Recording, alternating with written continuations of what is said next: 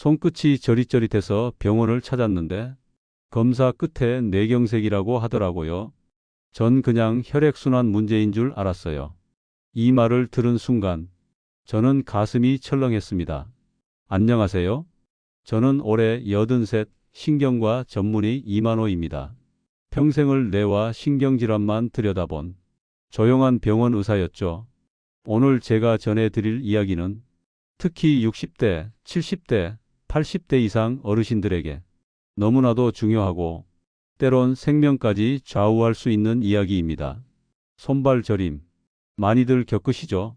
어르신들은 보통 이렇게 말씀하십니다.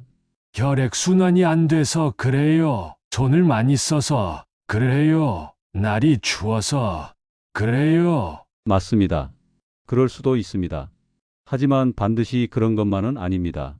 단순한 말초 신경 문제로만 보시다가 중풍, 즉 뇌경색의 신호를 놓치는 경우가 상상보다 훨씬 많습니다.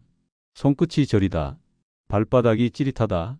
이게 뇌에서 보내는 도와달라는 구조 신호일 수도 있습니다.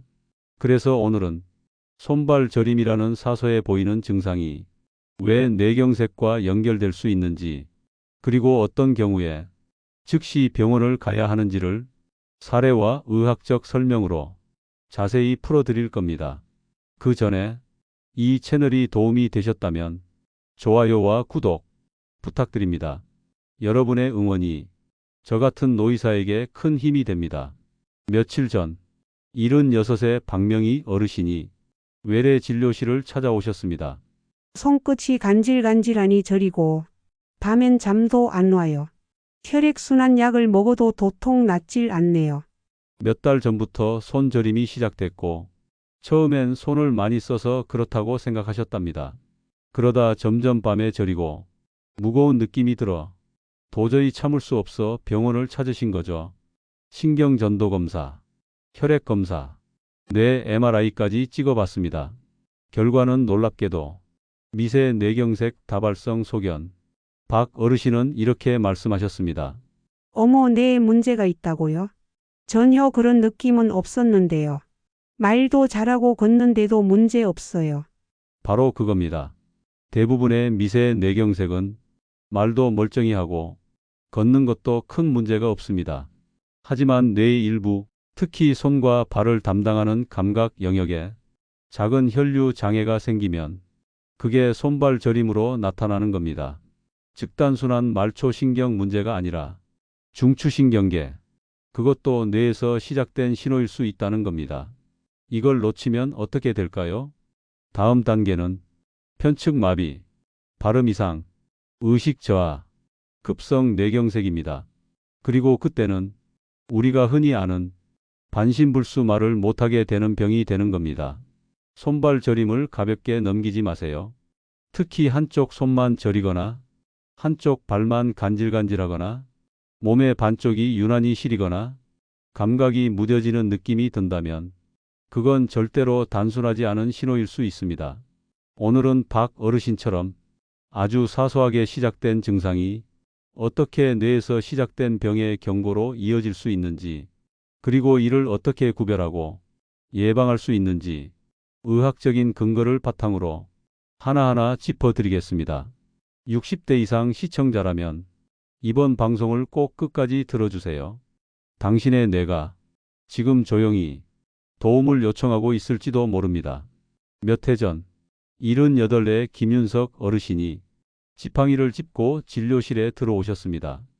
선생님, 손끝이 자꾸 찌릿하고 밤에 발바닥이 얼얼해요. 그래서 잠도 못 자요. 당뇨가 있어서 그런가 했는데 당뇨약도 열심히 먹고 있거든요. 김 어르신은 10년 넘게 당뇨를 앓고 계셨고 혈당 관리도 비교적 잘 되고 있었습니다. 하지만 최근 들어 한 달 넘게 손발 저림이 심해지고 특히 왼쪽 손등과 발가락 쪽이 유독 저리고 무뎌졌다고 하셨습니다. 처음엔 말초신경병증을 의심했습니다.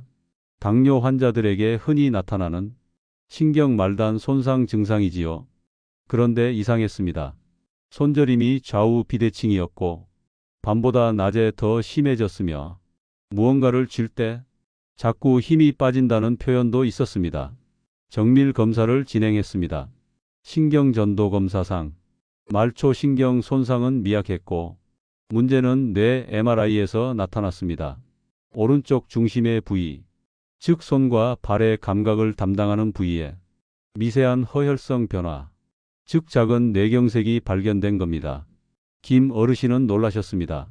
뇌경색이라고요? 말도 잘하고 걸음도 괜찮은데요. 그래서 제가 설명드렸습니다. 어르신, 뇌는 부위마다 담당 기능이 다릅니다. 말이나 움직임만 뇌가 하는 게 아니고 감각, 균형, 손의 세밀한 움직임까지 다 뇌에서 조절하고 있어요. 특히 손끝과 발바닥은 뇌가 가장 많이 신경 쓰는 부위 중 하나입니다. 그래서 뇌에 작은 변화만 생겨도 이렇게 감각이 먼저 반응하는 겁니다. 이게 바로 감각 우선형 뇌경색의 특징입니다. 보통 뇌경색하면 한쪽 마비, 말이 어눌해지는 것만 떠올리지만 실제로는 감각 이상이 먼저 오는 경우가 많습니다. 그런데 여기서 중요한 건 감각 이상이 오는 뇌경색은 진단이 늦어질 가능성이 높다는 점입니다. 말이 어눌하면 바로 병원 가시는데 손이 저리면 파스 붙이고 혈액순환제 먹고 며칠을 지켜보게 되니까요. 그 사이에 병은 진행되고 다음번엔 말까지 어눌해지고 눈도 침침해지며 진짜 큰 뇌졸중으로 이어질 수 있는 겁니다. 여기서 하나 여쭙겠습니다. 혹시 지금 손발이 저리신가요? 그게 대칭적으로 양쪽 손발인가요? 아니면 유독 한쪽만 이상한가요? 또 하나, 저림 외에 팔이 자주 빠지거나 손에 쥔 물건을 놓치는 일이 있으신가요? 가끔 한쪽 발끝에 힘이 빠지거나 계단을 오를 때 유독 왼쪽이나 오른쪽이 힘든 적은 없으셨나요? 이 질문 중 두 가지 이상에 해당된다면 반드시 뇌 검사를 받으셔야 합니다. 단순한 말초 신경이 아닐 가능성이 높기 때문입니다. 김 어르신은 조기에 뇌경색을 발견한 덕분에 혈전용해제 치료와 혈액응고 조절제를 시작해 더 큰 발작으로 이어지지 않았습니다. 그리고 지금도 조심스러운 식단 관리와 혈압, 당 조절을 통해 재발 없이 생활하고 계십니다. 선생님, 그때 그냥 파스 붙이고 넘어갔으면 지금 저는 쓰러졌겠지요. 그 말씀을 듣는 순간 저 역시 섬뜩했습니다. 우리가 가벼운 증상이라고 생각했던 손발 저림이 사실은 뇌의 구조적 변화, 즉 병의 시작일 수 있다는 걸 그분 덕분에 더 깊이 새기게 됐습니다. 이제는 저림이라는 증상이 단순한 혈액순환 문제인지 혹은 뇌에서 오는 경고인지 정확하게 구별하는 방법을 조금 더 구체적으로 설명드리겠습니다. 이번에는 어디까지가 단순 저림이고 어디서부터가 뇌경색 신호인가, 그 경계선을 뚜렷하게 구분해 드릴 겁니다. 많은 분들이 손발이 저리면 이렇게 말합니다.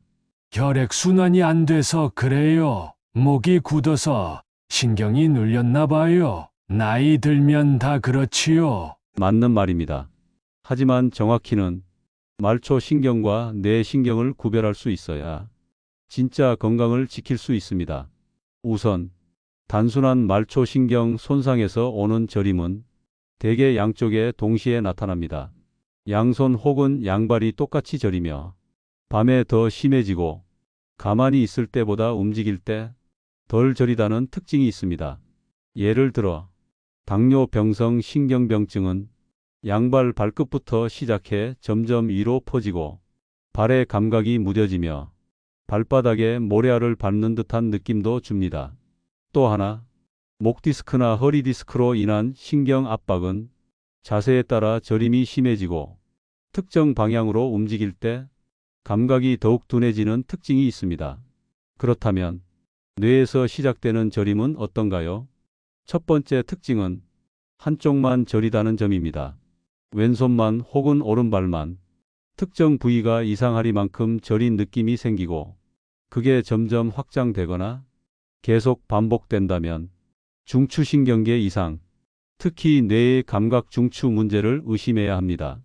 두 번째 특징은 저림의 강도와 연관된 이상 감각입니다. 예를 들어 평소엔 괜찮은데 문고리를 잡거나 물건을 만지면 그 촉감이 전처럼 느껴지지 않거나 종이 만졌는데 전기가 오듯 이상해요. 라는 표현이 나올 정도의 이질적인 감각 변화가 있을 경우 그건 뇌에서 전달되는 감각 경로가 손상되고 있다는 신호입니다. 세 번째는 동반 증상입니다. 한쪽 얼굴이 묵직하거나 눈이 흐려진다. 말을 하다가 순간 생각이 끊긴다. 집중력이 떨어지고 자주 멍하게 있는 일이 늘었다면 이건 단순 말초신경이 아닌 뇌 전체 기능의 이상으로 판단해야 합니다. 특히 이러한 증상이 10분 이상 지속되고 반복된다면 이는 일과성 허혈발작, 즉 작은 중풍일 수 있습니다.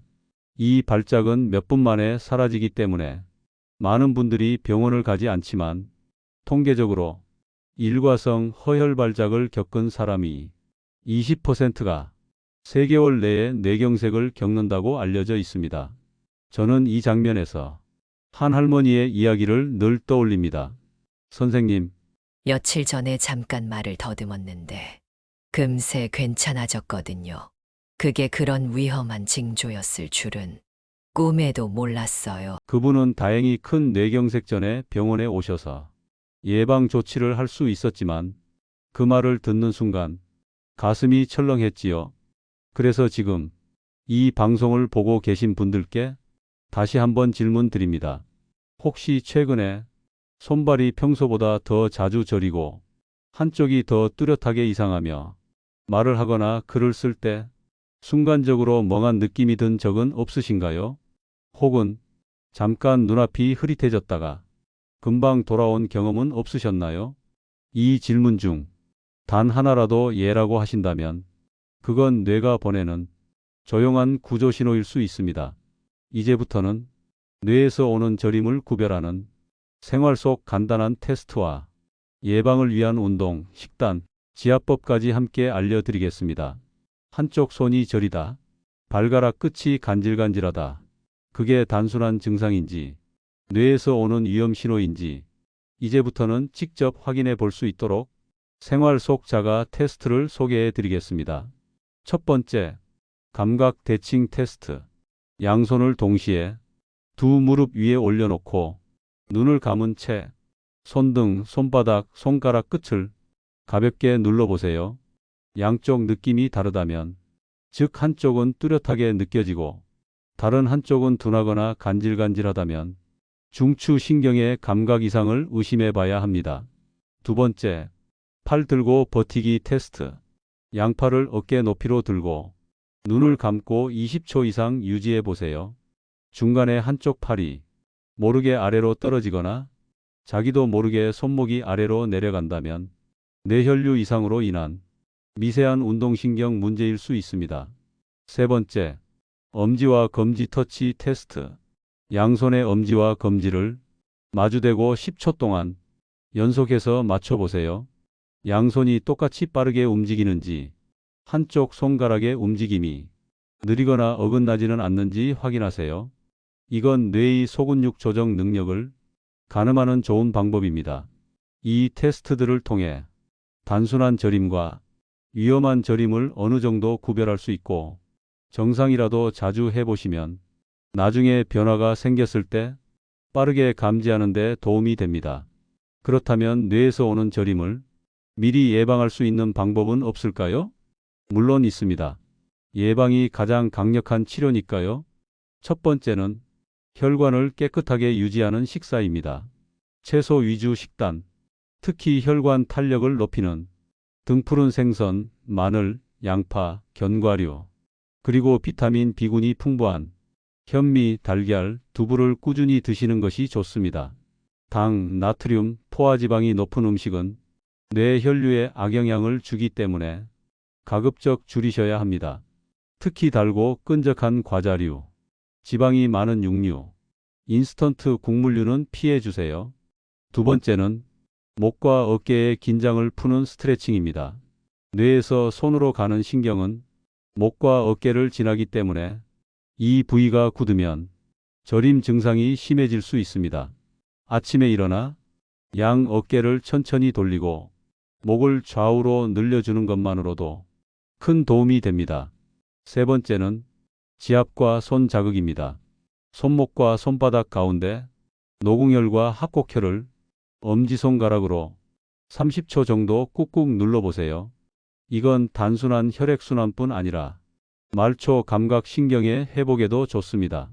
그리고 밤에 저림이 심할 땐 손을 따뜻하게 감싸주는 찜질팩이나 미지근한 물에 손을 담그는 것도 감각신경의 피로를 풀어주는 데 효과적입니다.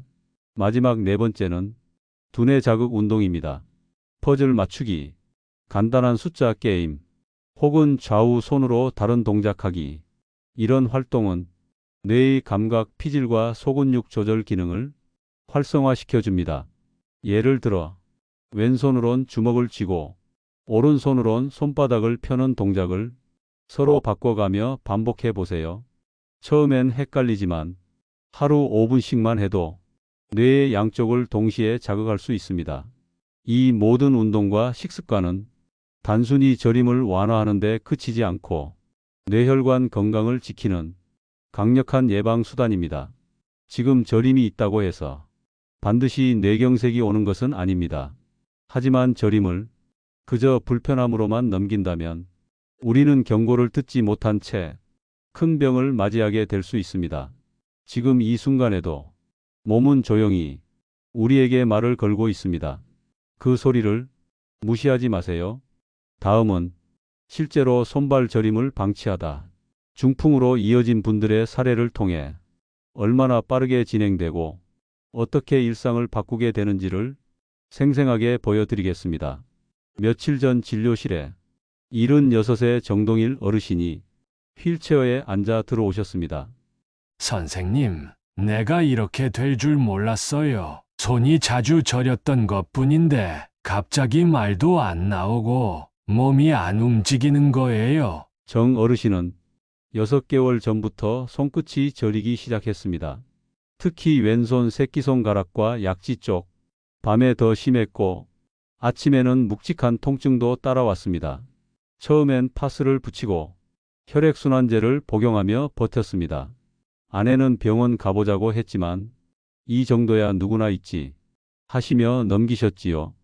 그러던 어느 날 아침 화장실에 가려다 문고리를 잡지 못하고 쓰러졌고 그 상태로 6시간 동안 혼자 바닥에 누워 계셨습니다.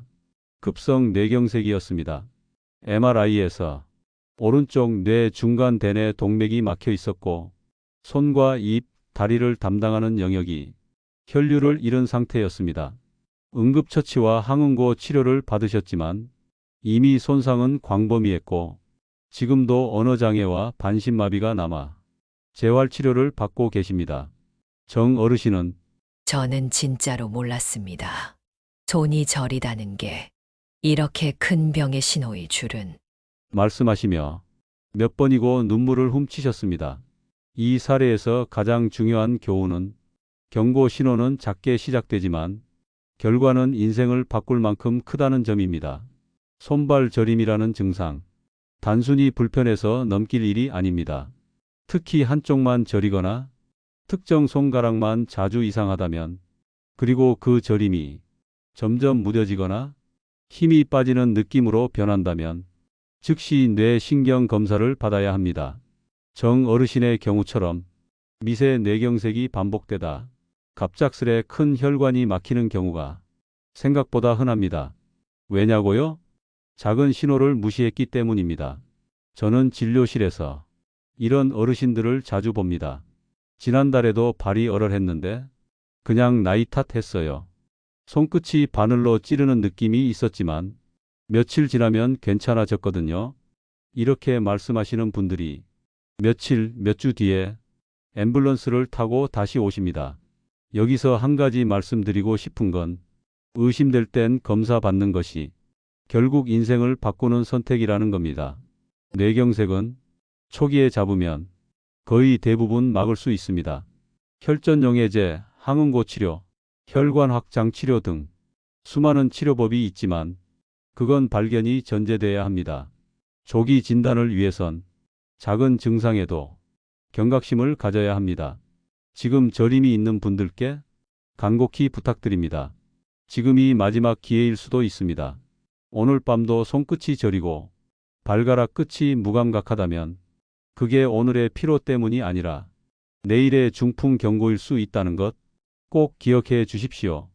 이제 마지막으로 지금까지 나눈 이야기의 핵심을 정리하고 무엇을 기억해야 하며 어떻게 실천해야 하는지를 짧고 강하게 마무리하겠습니다. 지금까지의 이야기를 들으며 어떤 생각이 드셨습니까? 손발 저림이 그렇게 위험한 걸 의미할 줄은 몰랐다. 이런 말씀이 머릿속을 맴도시진 않나요? 저는 오늘 이 자리에서 그 어떤 의학 정보보다 한 가지 메시지를 강하게 드리고 싶습니다. 작은 저림 하나가 인생 전체를 흔들 수 있습니다. 단순한 증상이라 넘기기엔 손과 발은 우리 몸에서 가장 예민한 경고등입니다. 지금까지 나왔던 이야기들을 바탕으로 절대 그냥 넘기면 안 되는 저림의 특징 5가지만 정리해 드리겠습니다. 첫 번째, 한쪽만 저리거나 감각이 무뎌진다.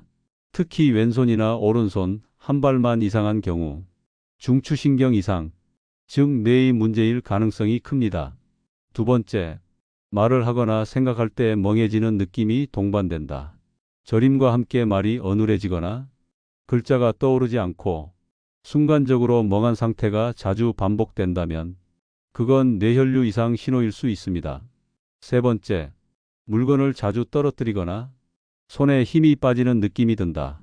단순한 저림을 넘어 운동신경에까지 영향이 간 경우로 즉각 검사가 필요한 상황입니다. 네 번째, 눈앞이 흐릿하거나 걸을 때 중심을 잡기 어렵다. 저림이 감각 이상을 넘어서 균형과 시야까지 영향을 미친다면 이미 뇌기능 전반이 흔들리고 있을 수 있습니다. 다섯 번째, 이 모든 증상이 점점 더 자주 더 길게 반복된다. 하루 이틀 괜찮았다가 다시 반복되고 강도와 빈도가 늘어난다면 그건 이미 병이 자리 잡고 있다는 증거입니다. 이 5가지 중 2가지 이상에 해당된다면 지체 말고 병원에서 정밀 검사를 받으시기 바랍니다. MRI, CT, 혈류, 초음파 검사 등을 통해 지금 뇌혈관 상태를 파악할 수 있고 예방 약물 처방으로 큰 발작을 막을 수 있습니다. 저는 수십 년간 뇌경색 환자들을 보며 단 하나 똑같이 반복되는 후회를 들었습니다. 왜 그때 병원에 안 갔을까? 왜 그냥 넘겼을까? 왜 그 증상을 우습게 봤을까? 그 후회는 되돌릴 수 없습니다. 말을 잃고 한쪽 몸이 마비되고 세상과의 소통이 끊어진 그 후엔 그 어떤 약도 그 어떤 기계도 처음의 일상은 되돌릴 수 없습니다. 하지만 지금 이 방송을 듣고 계신다면 여러분은 그 선택을 지금 할 수 있는 분들입니다. 오늘 저녁부터라도 손끝의 저림을 다시 느껴보세요. 이 저림은 단순한 신경의 불편함인가? 아니면 뇌의 경고인가? 그리고 지금 나는 이 몸의 신호에 귀를 기울이고 있는가? 이 질문 하나면 충분합니다. 지금 당신의 뇌는 기다리고 있습니다. 당신이 그 신호를 제대로 받아들여 주길. 다음은 지금까지 이야기한 내용을 한 문장씩 요약하며 정리하고 마지막 인사와 함께 시청자 여러분께 남기고 싶은 말을 전하겠습니다. 손이 저리다고요? 발끝이 찌릿하다고요? 그게 그냥 피곤해서일 수도 있습니다. 하지만 그게 당신 뇌가 보내는 마지막 신호라면요? 오늘 이야기의 핵심은 이겁니다. 작고 사소한 증상은 결코 사소하지 않다.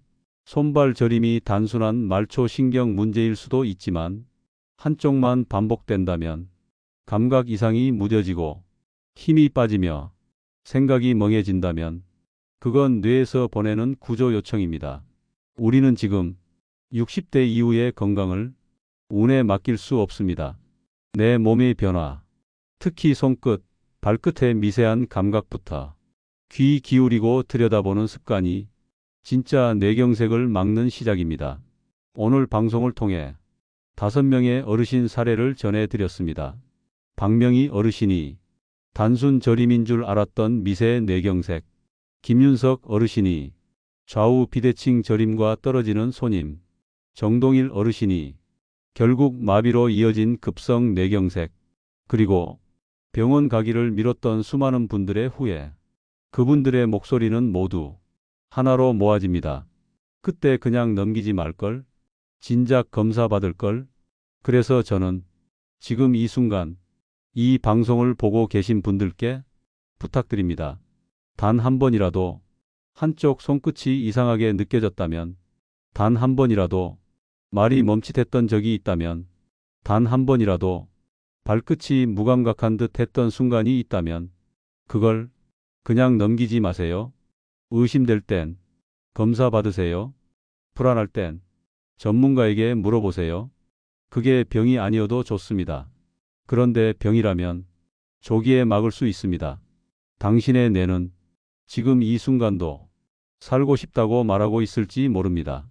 이 영상이 조금이라도 도움이 되셨다면 좋아요와 구독, 그리고 댓글로 여러분의 경험을 나눠주세요. 당신의 댓글이 누군가의 건강을 살릴 수도 있습니다. 저는 83, 신경과 전문의 이만호였습니다. 다음 영상에서는 뇌경색 후 회복을 위한 가장 효과적인 재활 습관에 대해 정확하게 알려드리겠습니다. 그때까지 손끝의 감각 하나도 가볍게 넘기지 마십시오. 건강한 뇌, 깨어있는 감각, 그게 당신의 삶을 지킵니다. 고맙습니다. 지금까지 건강노우였습니다.